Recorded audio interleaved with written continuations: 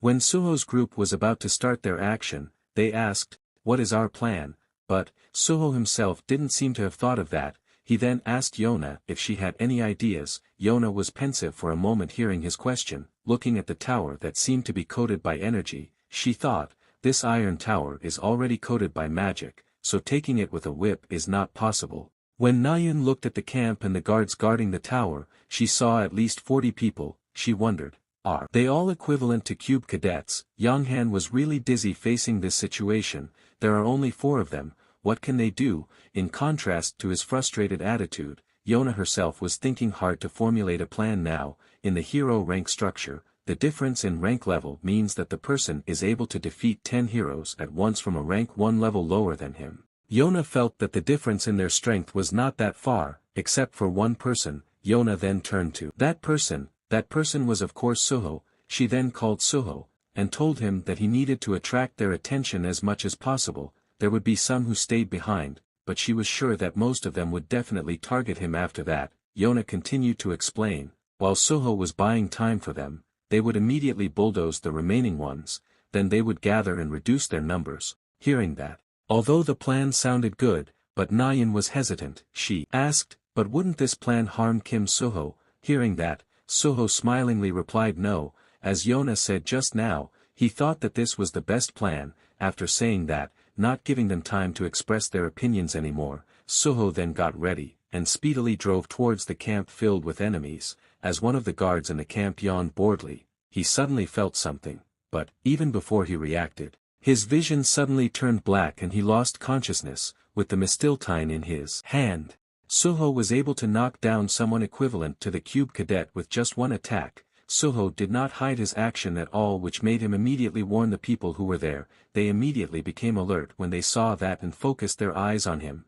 Seeing that, Hajin and the others who were watching from the top of the cliff then realized that the first step of their plan had succeeded. Not lingering any longer, Nayun, Yona, and Yonghan then descended from the top of the cliff, and stormed into the camp to deal with the rest. After a while, with a final lash to the head of a bald man, they finally managed to take down the guards around the tower. After taking down the last guard, Nayun cheerfully said that she had done her part. Yonghan also said that he had also finished, while Yona herself was just silent while looking at the bald man she had successfully overthrown, not realizing her strange behavior. Nayun then asked Yonghan to take the iron tower. She said that she and Yona would help Suho. Yonghan understood. After that, Nayun then invited Yona to hurry up. Hearing that, Yona then averted her eyes and said that she understood, and when Yona turned around and headed to Suho's place, the bald man who she thought had lost consciousness suddenly stood up and slashed his sword at her, but, no blood splashed from the slash, only a part of Yona's hair managed to be cut. It was because Yona had been suspicious from the start which made her able to react quickly. She then quickly tied the bald man's head with her whip, although unharmed, but Yona was very angry at the moment. She angrily questioned the bald man, "Do you know how expensive my hair care is?" Seeing the bald man desperately trying to untie the whip, Yona even thought that she really wanted to smash his head. After all, he wasn't a real person who would care about his death, so she felt that it didn't matter. Amidst the bald man's pleas, Yona slowly calmed herself down. She then released the whip's entanglement and threw the bald man to the ground. With a menacing look directed at the bald man, Yona told him he must understand that the reason why she let him live was only because she didn't want to feel bad after this. After that, Yona was then about to continue her journey towards Suho's place, but, before she could go far from there, she suddenly heard Yonghan's shout calling them. Yonghan frantically asked them to forget about Suho and immediately come to help him. Ju Parang was there. Seeing Ju Parang who was about to climb the tower and chase him up, Yonghan then once again shouted for help to them. He really wanted to cry over his misfortune. 2 hours later, they then cheers. They celebrated the success of their mission. They were happy because everything went smoothly. Looking at Hajin who was just sitting there, Yonghan who was grilling the meat then asked him if he hadn't eaten. Hajin replied no. He thanked him for his offer. He said that he wasn't hungry. When Yonghan turned his gaze back to the dining table, he then laughed when he saw Nayun and Suho who ate so much. They seemed to be racing to finish the food. Hajin was speechless seeing that. He felt that they were like people who hadn't eaten for several days. But besides that, he was also happy for the success of their mission. He then praised them for their good work. He invited them to do it slowly like today and take the crystals one by one, but Yona suddenly coughed and looked uncomfortable at the moment. Seeing that, Nayun then asked her if she was okay.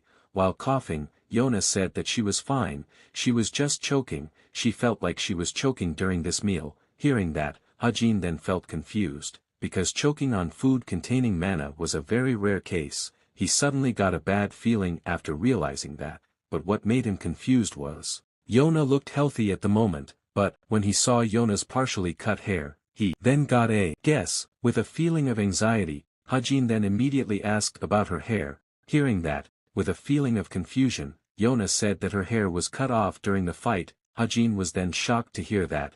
He could only curse. He realized that he had been careless this time. He already knew that Kim Suho's team would definitely not want to kill their enemy, so he could only blame himself for not warning them. He knew very well what was happening to Yona now. After their fight with Kim Suho's group was over, when the enemies returned to their base, they must have also brought Yona's hair that was cut off. Now, her hair must have been in the cursed sorcerer's hands, and in this situation, the curse they used must be the curse of frailty. Yona felt a little confused. She said that she felt fine. Hajin was silent for a moment. He then told them that the enemy side had a cursed sorcerer. They were then shocked to hear that. Hajin felt that if her hair got into the hands of that person, and this was the result of the curse, then her life was in danger. Nayun gasped at hearing that. She then immediately felt guilty. She had heard that from him, but she felt that it was not something important, so she just forgot about it. Seeing Nayun's expression, Hajin immediately said that he only mentioned it briefly to her at that time,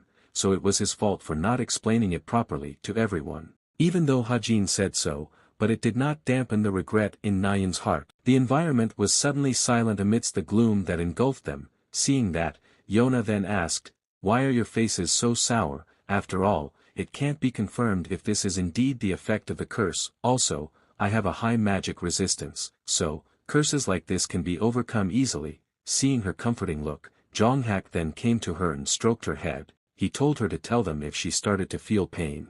Yona's face immediately turned red from blushing when facing that. She shyly said yes. She said that she was sure the pain would not be that great. Jonghak snorted in annoyance at her answer. There's no way that's true. Hajin could only gape at his actions. He wondered, is that the kind of thing that bad boys do? With anger mounting in his heart, Jonghak then took his spear and said, "They'll be busy trying to reorganize the places that were ambushed." He then turned to the 5 of them and asked, "So, isn't now the right time to attack other locations and destroy them?" With an annoyed look on his face, Jonghak asked if anyone agreed with him. Hearing that, Hajin said that Jonghak was right. If this was really the curse of frailty, then they should not relax. Suho also agreed with that. He then invited them to move immediately. Seeing that, Yona hurriedly said that she also wanted to go, but they certainly would not agree to that. Nayun told her to just rest there. But Yona still seemed unable to accept that. Seeing that, Hajin then gave her words of comfort. "With so many people like this, we will definitely be back soon." He also added silently, "Moreover, Jonghak has a trait that increases his physical abilities the angrier he gets. It's time for that ability to shine." After they arrived at the enemy's location, Jonghak didn't even say greetings and immediately ravaged their base. He was like a behemoth that destroyed everything and was unstoppable. They then immediately went to Chunhua, or better known as Jin Azura, and reported the incident to him. Hearing that, Jin Azura calmly said, "So, they managed to steal 3 crystals in one night." The subordinate who reported the news then immediately apologized to him, but Jin Azura didn't blame him. He told him not to make such a fuss. After all, they already knew their identities. Among them, there were Kim Suho and Shin Jonghak. They could capture 2 of the cube's best cadets at once. If he gave their heads as an offering,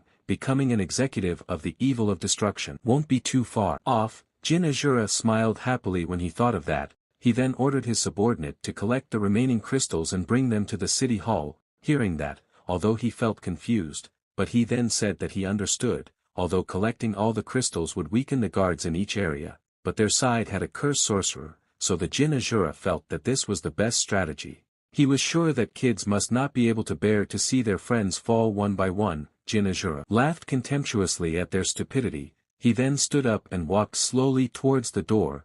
In his view, their bond would be the peg of their downfall.